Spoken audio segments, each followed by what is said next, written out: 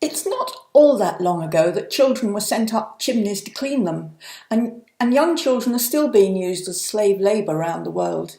These children are seen as possessions, things to use and abuse as their owners see fit.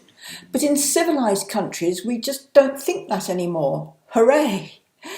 Another thing that's changed is our approach to animals. More and more countries are building animal protection into their law books, for wild animals, farm animals, and for our pets.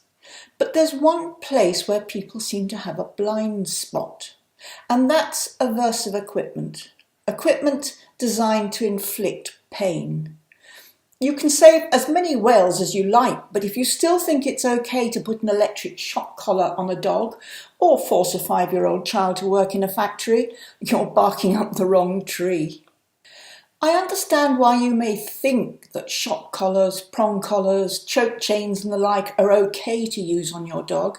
There are a lot of people, some of them calling themselves dog trainers, who are heavily invested in using these instruments of torture. Why? The answer is simple but shocking. Because they don't know any better. The only way they know to get results is by punishing the animal in their care. Whether the dog understands why it's being punished doesn't seem to cross their mind. The fallout of using pain and intimidation to get quick results is a closed book to them. They don't even bother to look at what happens later. Using inhumane equipment to reach their ends is making them inhuman. You wouldn't want to be a part of that, would you?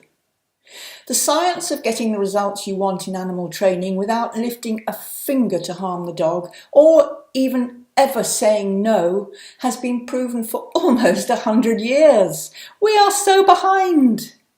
The good news is that more and more countries are changing their laws and banning these awful devices. I'm fortunate to live in one of those countries that has seen the light. Tell me, would you punish a child for doing something you don't like? Or would you rather teach him how to do what you do like? Would you give your child an electric shock if he didn't answer you immediately?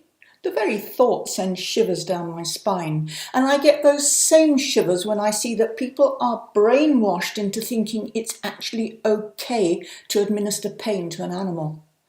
The fact, and that is proven scientifically, is that training done via methods of punishment does not last. And it has many side effects that make everything worse. The child who's punished for stealing a biscuit is not going to know why it's wrong to steal. He's just going to make sure he doesn't get caught in the future. The dog who's punished for being afraid of something is now going to be afraid of his owner as well. His first fear is now superseded by the more immediate fear of the person holding the lead or the electric transmitter.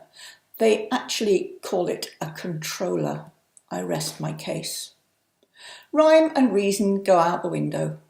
In both cases, you're just teaching avoidant behaviour, not resolving the issue. Do you want to learn a way to actually communicate with your dog and, miracle, get her to make good decisions without you even having to tell her?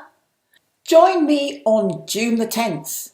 The way forward is open for you to choose to do things with your dog and stop doing things to your dog.